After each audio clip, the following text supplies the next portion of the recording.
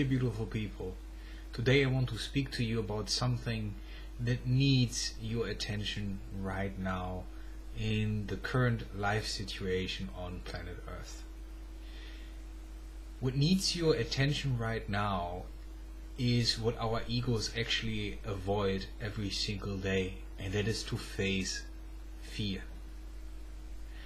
The nature of fear holds one of the greatest secrets to spiritual awakening once we drop all fear of fear, but are actually willing to look at the fear from a point of observation beyond thought. Right now we live in a situation where decision makers are very capable of using the fear that you experience to sell you a potential future that you deep down do not desire and that is not of service to humanity. So it's very important to investigate the fear, because if we do not do it, fear is a gate of manipulation.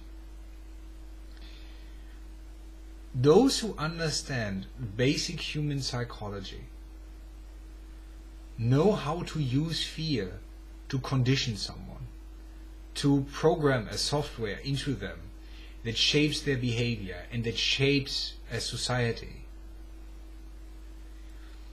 Fear in itself is originally simply the survival mechanism of the material body. And in that sense it had its purpose. It got us through millions of years of evolution. The fear was about preserving the form, so the form could pass down its experiences and could evolve based on the genetic memory. But now we live in a world where the forces and energies are so complex that our simple fear responses are now something that we need to transcend if we want to avoid further suffering. While in the past, when we lived in the wilderness, when we saw a predator, it was an obvious danger, it was an immediate danger. It was a direct experience where you would have an instinctive response to protect yourself. But now, since humans have developed their minds and their intellect and their conceptual thinking, you can not only get scared of a direct threat, but you can also get scared of an indirect threat that only exists as a concept in your mind. And whoever you allow to shape this concept can control your behavior if you're not conscious of that fact. Now, often governments have used crises, have used circumstances of emergency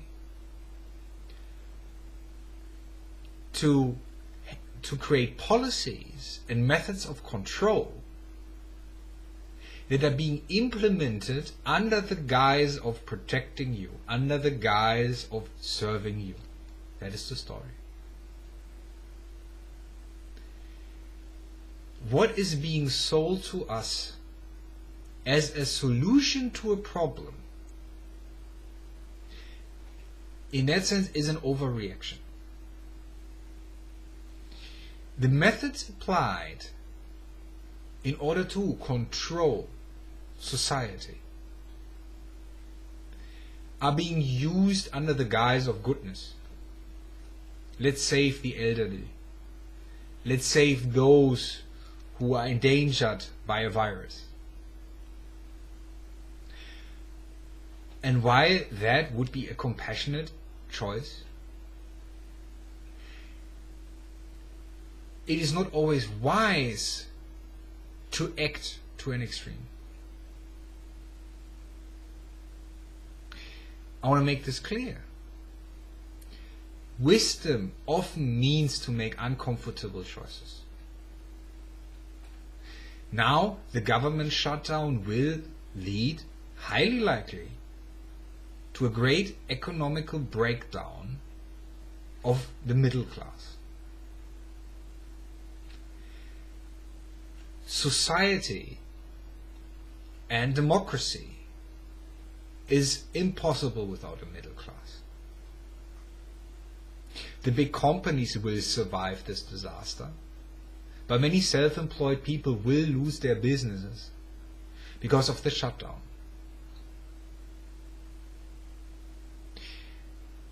How is this coming to pass?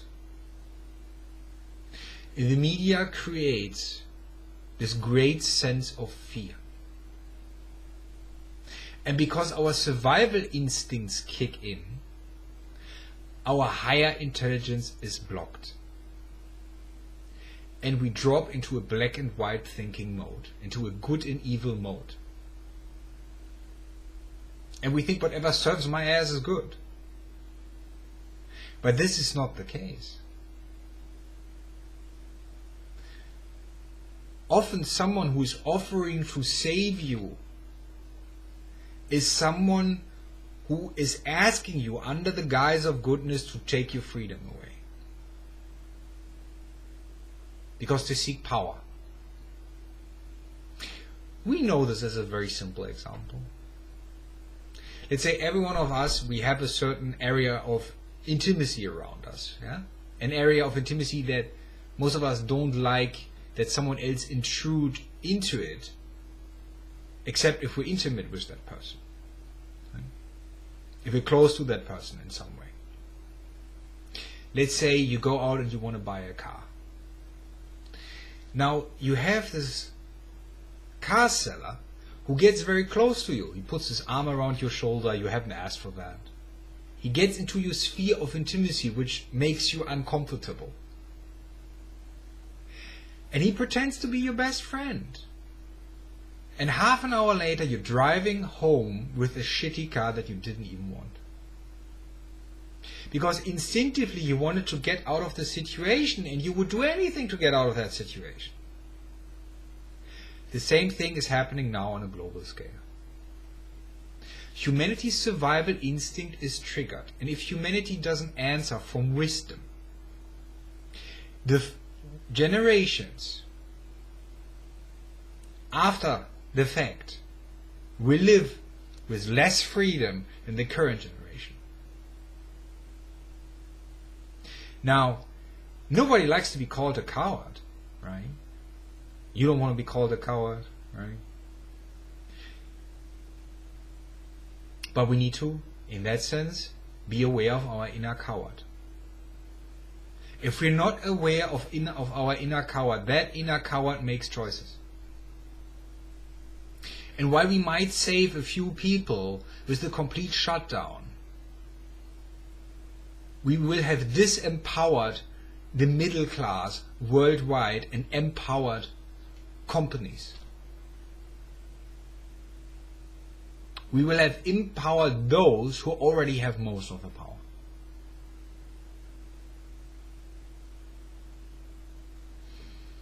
In a state of fear, we're often willing to give up our own freedoms just to save the physical body. Now this is something that is very difficult to speak about for those of us who have some degree of spiritual realization. Because those who have some degree of spiritual realization often have experienced that intelligence is surviving death. I am not this body that you currently see on the video cam. This is not who I am. This is my creative expression of who I am. I am the awareness that is animating this body and is using this body as an instrument, as an interface to function in the physical world in order to have a conversation with you. But this is not who I am. Survival is not the main priority. Freedom is the main priority.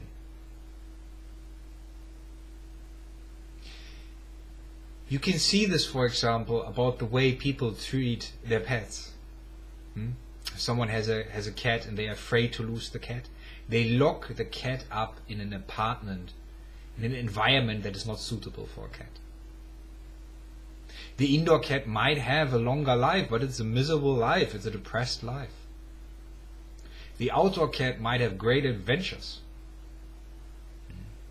The outdoor cat might have a fight with another cat, die of an infection, or get hit by a car. But it was dying in freedom. Now, do we choose the survival of the physical body at all costs over our individual freedom? The freedom that I give up today is the prison of the children of tomorrow.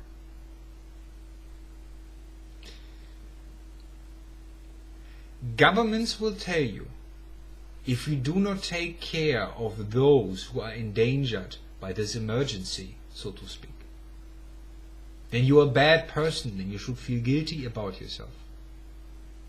Emotional blackmail is something that has been used as a power control tool for a very long time, public shaming. If you would offer any type of perspective that is not the mainstream narrative, you will get attacked by those who are also afraid to be labeled bad people.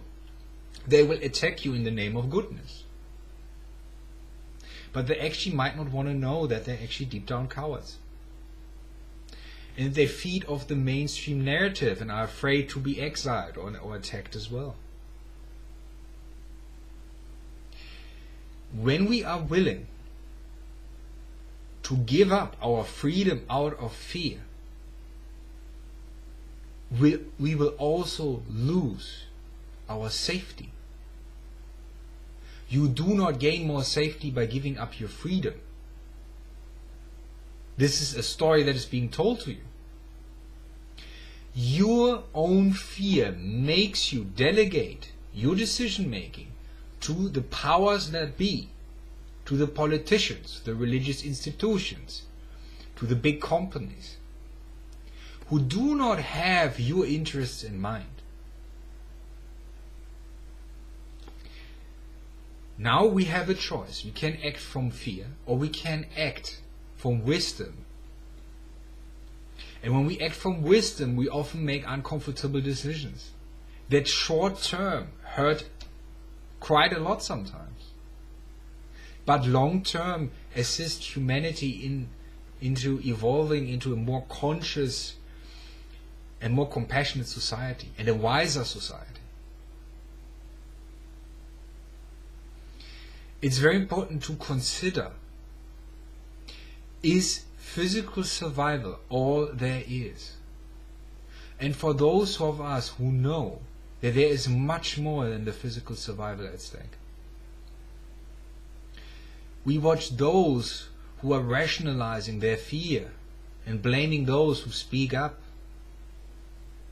by saying that they're heartless. But maybe those of us who have realized ourselves beyond the body have a certain understanding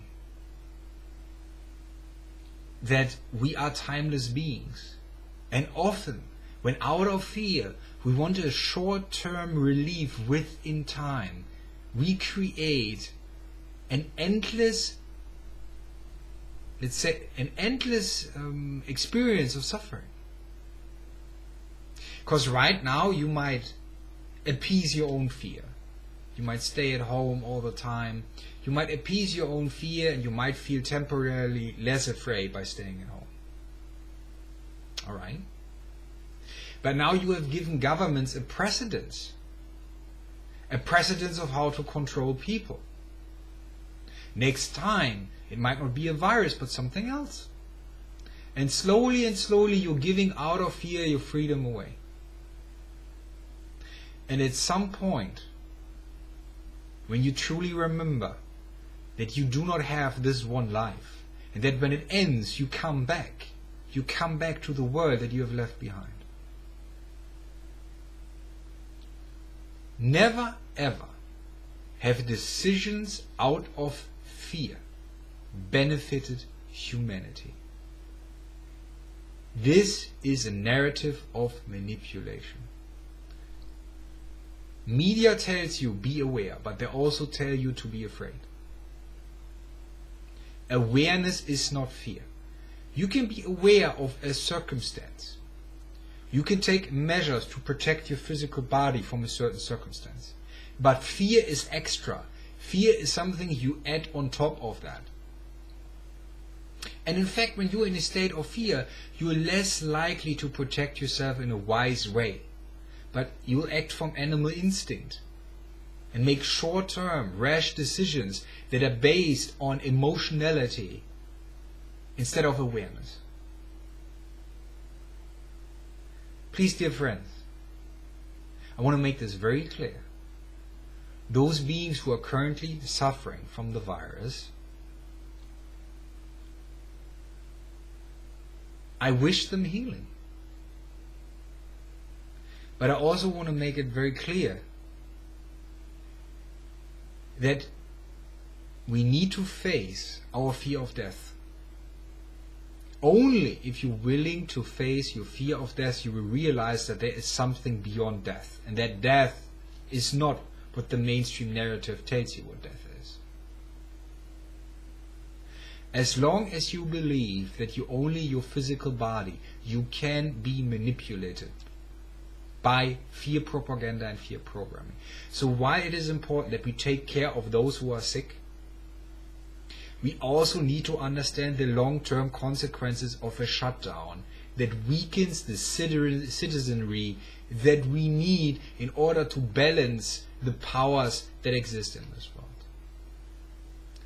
Contemplate about that, my friends. Be well.